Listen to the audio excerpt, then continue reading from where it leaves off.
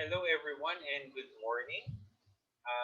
Thank you for allowing me to present my research on classroom innovation, addressing English classroom needs through design thinking. Thank you very much to the ninth OpenTESOL International Conference for this privilege. And so I am Reynold Alfred C., um, the Program Coordinator for General Education Curriculum of FEU Cavite from the Philippines. So allow me to begin this presentation by sharing with you the concepts and ideas that had prompted me to conduct the study. So first and foremost, of course, is the demands of the 21st century. The demands of the 21st century compels us to prepare students to become collaborators, communicators, critical thinkers, and creative thinkers. And this is not only limited with our students, but also with us teachers as well. And also, we have the concepts of globalization and the ASEAN integration, wherein we have to prepare our learners to become globally competitive and locally competitive as well. And so, we have these two phenomenon also that we are actually dealing with right now as teachers. And another is the poor results or ranking of our country in the Program for International Students Assessment, or PISA, which was conducted in 2018. Another is our poor ranking in the talent competitiveness out of 63 countries, which is 49th place. And then also one of the I believe the bigger or biggest concept that prompted me to conduct the study is the idea of the new or enhanced K-12 curriculum that we've implemented in the country way back, I think, around 2009 or 2010, and was enacted into law around 2011 or 12. And so this had brought humongous or huge changes in the curriculum in the country because we've added 2 more years in the high school level, which is the senior high school, which is grade 11 and grade 12. And then we've also required kindergarten. And then as a response to this, the Department of Education of the Philippines also had what we call a sulong edukalidad, or I believe the translation would mean to promote quality education. And this allows us to allow the Department of Education to review and update the K-12 curriculum, improve the learning environment, teachers upskilling and reskilling, and engagement of stakeholders for support and collaboration. And so, as a researcher and as a teacher, I believe we all can contribute to this changes that are happening to us and may provide solutions also to problems that are arising in the process. And so, as an educator, I believe design thinking as an approach will allow us to provide innovative solutions to possible problems that were encountered in the process. But why use design thinking? And what is design thinking? So, according to David Kelly, the founder of Stanford University's D School, um, thinking is what designers do. That's why whenever he was asked what do designers do, they think. So it's as simple as that. Design thinking is actually the process of designing and thinking. Okay? But to dwell more on the deeper sense, design thinking is actually developing learners or teachers to have problem solving skills, which employs empathy, ideation, prototyping, and experimentation. These are actually the processes that comprises design thinking, which will later on be discussed in in the next few slides. So it allows us to address real world issues. How is that? Because we are actually focusing on human centeredness, wherein the human experience is given premium. Okay, so it's like the end user provides feedback, and we address the feedbacks that um, these end users are giving us. So in our juncture, we are actually referring to the learners, and we as teachers provide education as our product. So what is the perception of our learners to the product that we are offering them? And from there, we would actually identify on how we can improve what is existingly being practiced.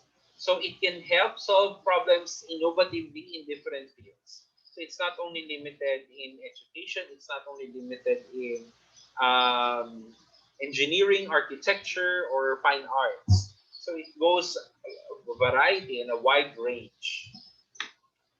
It's a prominent approach to all walks of life because you can really literally apply design thinking in different aspects. However, defining it in a specific phrase or a specific statement would not be possible because that would really depend on how we use design thinking in the context. In summary, design thinking is an innovative, creative, and human centered process and mindset that employs collaborative, multidisciplinary teams. Let's take note of that to generate user focused. Another point that we have to take note of products, services, and experiences. So, multidisciplinary because it is a collaboration, a conglomeration of different people coming from different aspects of life, or maybe stakeholders, the teacher, the learner, the community, the government, to provide innovative solutions to existing problems. Because as we advance, the generation as it advances, there are problems that are arising that needs to be addressed as well. And how does design thinking look like? This is the design thinking process. We start with empathizing, understanding the needs of our clientele. At this juncture, we are talking of the students. Then defining. After defining the problem, we brainstorm, we exchange ideas, we argue, we leave our schema or our prior knowledge at the doorstep because design thinking wants us to have a fresh look into the problem. Then we prototype, we create prototypes for the ideas that we've generated and test it. However, linear as it may seem, design thinking is iterative, meaning to say we may go back to a specific step as possible or as needed. If we are in the prototype and we feel that we need to go back to the define process, then we go back to the define process. And then when we're in testing, we believe that we have to ideate more, then let's brainstorm more. That is what design thinking teaches us. It is a continuous process of improvement, but it is not linear, it is iterative. And in this study, we would like to specifically answer three problems. Number one, what are the needs of the students in an English language classroom? We are empathizing with them. How can design thinking be applied in the classroom? Okay, after empathizing, we would define the problem in this process, ideate, make prototypes, and test. Okay, and unfortunately, we were not able to meet the test part because of the strict requirements of the lockdown due to the COVID-19 pandemic. However, we acknowledge that if there were more participants in the study, the results may vary. Okay, then how can design thinking be applied in the classroom? And what prototype can help address the identified needs of the students? So, as a theoretical framework, our guiding principle is pragmatism.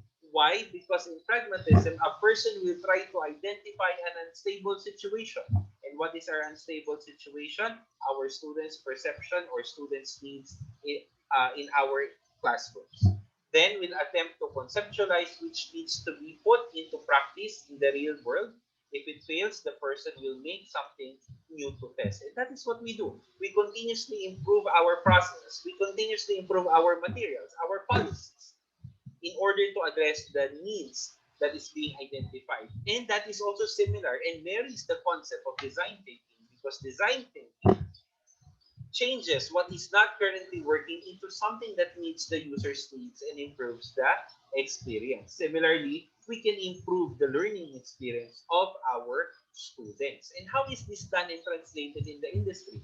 Our mobile phones. For example, this mobile phone, before it just had one camera here, but now look at it. It really has a lot of cameras because the designers of mobile phones allows us to give feedback, and these feedbacks are taken into consideration in the next design or in the improvement of the design. Similarly, in education, if we take into consideration how our learners feel and think of our classrooms, we would be able to provide them innovative solution. This is the conceptual framework. We were prompted by, of course, the K to 12 curriculum, specifically the English language curriculum, and then the learner's needs, which was taken from and identified by the FGD or focus group discussion. Themes were extracted through the use of content analysis. And then the teachers were given an orientation on what design thinking is, and they were allowed to have a workshop. And again, we were not able to achieve the test part. However, the prototype was achieved and was evaluated instead by two English language practitioners in a higher level. So it should have been implemented in the classroom. Then we receive feedback, evaluate the feedback, and then we go back here again to determine whether we were able to address the needs or the demands of the curriculum, and then redesign again. So it's actually a cycle. However, when we talk of the design thinking process itself, it is again iterative. That's why we can actually go back from one step to the other. So the respondents of the study are 6th grade 10 junior high school students from private and public schools. Why? Because they have gone through the cycle of the junior high school or the grade 7, 8, 9, and 10. Okay, then we have four junior high school English teachers as well, from public and private schools also in Cavite. And then two English teachers from higher levels who will evaluate the prototype that the teachers made. The locale is Cavite, Philippines, because Cavite is not only where I reside, but it is also a promising province of Cavite because it is near the capital of the country and it is fast progressing. Then, of course, as mentioned earlier, we conducted the study, the data gathering on the onset of the COVID-19 pandemic, which restricted me to to elicit or to focus on one school. So I had to employ instead of purposive sampling, I had to employ convenience sampling. Okay, so as mentioned earlier, then it is a qualitative research. It employed qualitative research method, specifically case study, a single case study which was treated with content analysis. So the documents, of course, were the K to 12 curriculum guide or handbook, then the curriculum guide, and then the design thinking playbook, which was used as guide in the orientation and workshop, and then the focus group discussion. And then these were the instruments used, the personal data sheet, which was created with confidentiality, similarly with the FGD guides and students. These were all stored in a secured flash drive. The data gathering procedure started with the documents review to determine what are the demands or of the curriculum, and then the recruitment of the participants, and then the FGD. After the FGD, we've had data analysis and interpretation. So documentary analysis elicited the themes that were actually evident in the focus group discussion, which was used also as the learners to identify the learners' needs and as a starting point for the design thinking process, which is to empathize. So the first SOP, what are the needs of the students in an English language classroom? We've elicited the following themes through the FGD, which was conducted with the grade 10 students. So they believe that there is a need for a positive learning environment in their classroom. There's also a need for varied teaching strategies and technology integrated instruction, and the use of appropriate assessment, and the need for real life application of the target language. These are the perceptions, and these are the themes that were elicited from the FGD that was conducted with the students. Now, how do teachers or how can design thinking be applied in the classroom? From the perspective of the teachers, when they were given the workshop, they believe that design thinking values experience. It considers the views of the students, which is a rich input in, of course, in revising and improving current practices that we have. It fosters collaboration because the student and the learner, the student and the teachers are actually using each other's ideas, okay, and providing feedback with it for each other. So the means of proposing prototypes can be used in the future to address the students' difficulties in the subject. And this allows them to become problem solvers through creative and critical thinking. And then it provides innovative solution because it allows us to infuse the end users' comments and suggestions with their learning, with their experience in our classroom. In this juncture, we are talking of the student and their learning experience. And it initiates educational transformation because design thinking should not be limited in just one subject. It can actually be done in different subject areas. And it proposes and allows us to improve what is existing. So, as a result of the workshop and the orientation, we were able to have this part of a rubric, which is the use of improvisation. So, why do we have a rubric? Every grading period in the Philippines, there are four: first grading, second grading, third grading, fourth grading, or in other institutions, it's trimester. So, we have what we call as the performance task. It is a culminating activity wherein the students would actually be graded, showing the skills and competencies that they have acquired in the process of that specific grading period. So it's not a pen and paper test usually. It's more of role playing, a research. It's an output. So as part of the rubrics, the teachers believe that using improvisation will allow and foster a positive learning environment, will allow teachers to use technology that will be appealing to the students. It also allows them, it becomes an appropriate assessment, and it will allow them to use the target language in real life or real world situations. So the two English language practitioners of higher level um, evaluated the prototype, and they believe that not only the prototype but also the FGD process, and they believe that the key concepts of ideate fosters a positive learning, a positive classroom setup, which is very necessary for learning. So they believe that gone are the days that the teachers is the sole responsible for the lesson strategies and assessments. They believe that the students have a very vital role in the process. Then they also believe that design thinking is fosters 21st century skills and will lead to educational transformation. In conclusion, design thinking provides promising innovative solutions in addressing problems in the classroom and may be utilized as a process in improving academic learning. As a recommendation, we would suggest that we employ and apply design thinking in improving the curriculum instruction, assessment, leadership, classroom management systems, and policies. Another would be the value of using qualitative data as a driving force to initiate improvement of the learning experience of the students. So it advocates concrete experiences using design thinking as an approach in the process.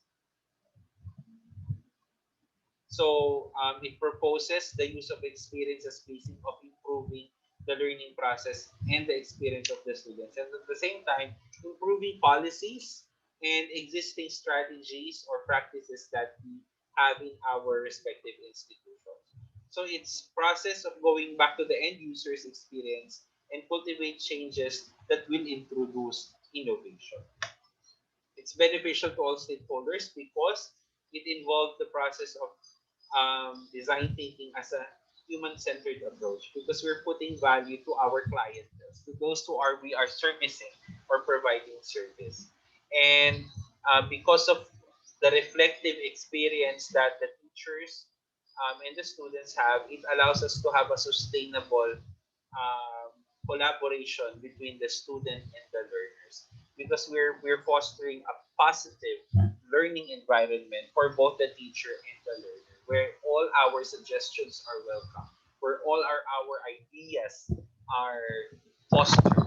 And so through this we would be able to invite among our students, our faculties, our administrators not only collaboration, but to become critical thinkers, creative thinkers, problem solvers, and of course, communicators, which will allow us to collaborate and to foster and to strive in this digital age and fast evolving um, times. Because if you would notice, the pandemic itself has given us a lot of change. Now, how will we evaluate our curriculums? How will we improve our curriculum instruction and assessment that will fit the demands of the new normal?